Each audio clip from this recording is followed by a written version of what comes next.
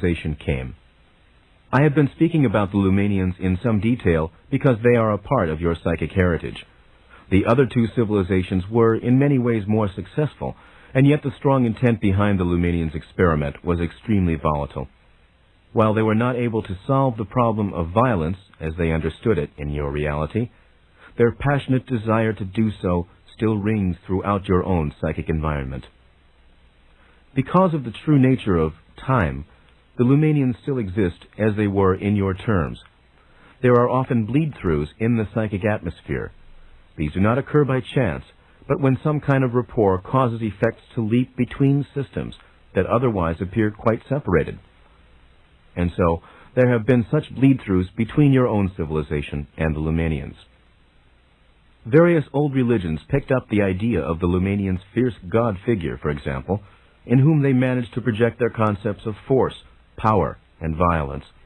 This god who had meant to protect them when non-violence would not allow them to protect themselves.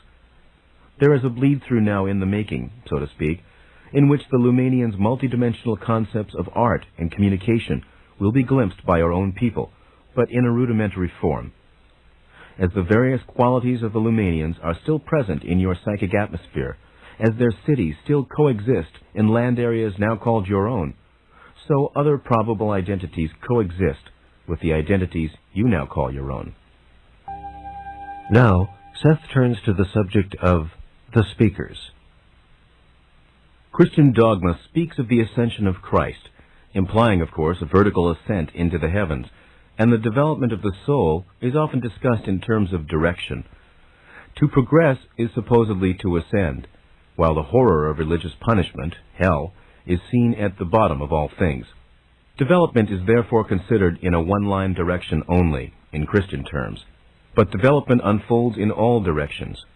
The soul is not ascending a series of stairs, each one representing a new and higher point of development. Instead, the soul stands at the center of itself, exploring, extending its capacities in all directions at once, involved in issues of creativity, each one highly legitimate. For this reason, the nature of good and evil is a highly important point. We go back to our fundamentals. You create reality through your feelings, thoughts, and mental actions. You must understand that each mental act is a reality for which you are responsible. That is what you are in this particular system of reality for. As long as you believe in a devil, for example, you will create one that is real enough for you and for the others who continue to create him. Because of the energy he is given by others, he will have a certain consciousness of his own. But such a mock devil has no power or reality to those who do not believe in his existence, and who do not give him energy through their belief. He is, in other words, a superlative hallucination. Some very old religions understood the hallucinatory nature of the devil concept, but even in Egyptian times, the simpler and more distorted ideas became prevalent, particularly with the masses of people. In some ways, men in those times could not understand the concept of a god without the concept of a devil. There are no devils waiting to carry anyone off, unless you create them yourself, in which case the power resides in you and not in the mock devils. The crucifixion of Christ and the attendant drama made sense within your reality at the time. It arose into the world of physical actuality out of the inner reality from which your deepest intuitions and insights also spring. The methods, the secret methods behind all of the religions, were meant to lead man into a realm of understanding that existed apart from the symbols and the stories, lead him into inner realizations that would take him both within and without the physical world that he knew. There are many manuscripts still not discovered from old monasteries, particularly in Spain, that tell of underground groups within religious orders who kept these secrets alive when other monks were copying old Latin manuscripts. There were tribes who never learned to write, in Africa and Australia, who also knew these secrets, and men called speakers, who memorized them and spread them upward, even throughout northern portions of Europe, before the time of Christ. There have been less than 30 great speakers. The Christ entity was one. The Buddha was another. These speakers are as active when they are non-physical as when they are physical. The Christ entity had many reincarnations before the emergence of the Christ personality as known, as did the Buddha. The original source of the speaker data is the inner knowledge of the nature of reality that is within each individual. The speakers are to keep the information alive in physical terms, to see that men do not bury it within and dam it up, to bring the information to the attention of the conscious self. The Druids obtained some of their concepts from speakers. So did the Egyptians.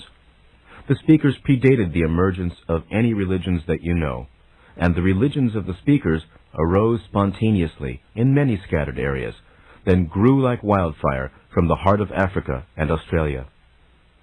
There was one separate group in an area where the Aztecs dwelled at a later date, though the land mass was somewhat different then, and some of the lower cave dwellings at times were underwater. Various bands of the speakers continued through the centuries. Because they were trained so well, the messages retained their authenticity. They believed, however, that it was wrong to set words into written form, and so did not record them. The speakers, singly, existed in your Stone Age period and were leaders. Their abilities helped the cavemen survive. There was little physical communication, however, in those days between the various speakers, and some were unaware of the existence of the others. Their message was as pure and undistorted as possible.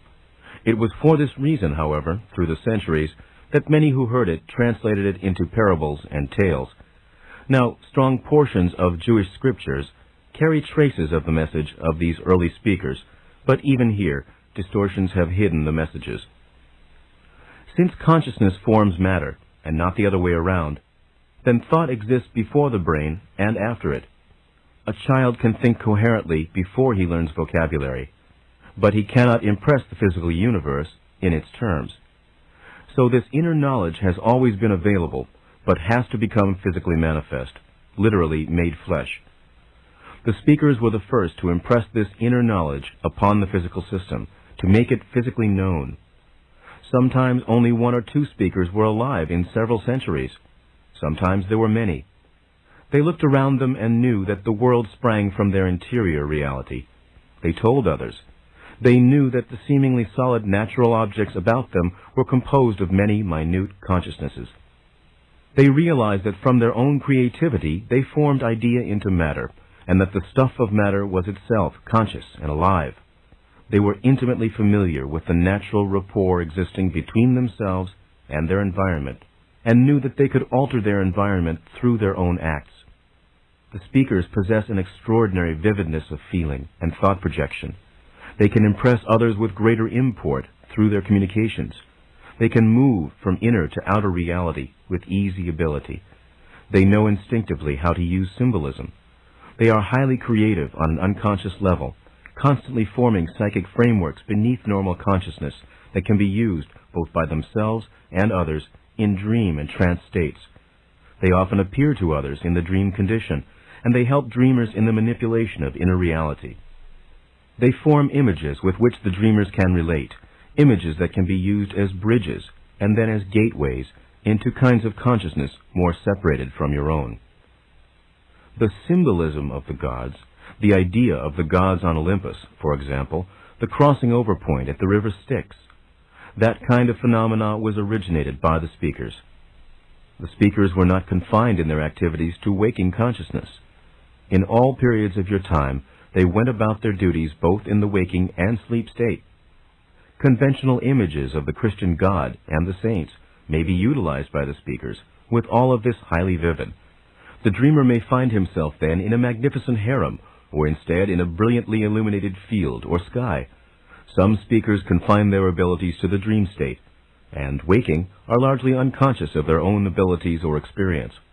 Now, it is meaningless to call such dreams or dream places hallucinations, for they are representations of definitive, objective realities that you cannot perceive as yet in their own guise.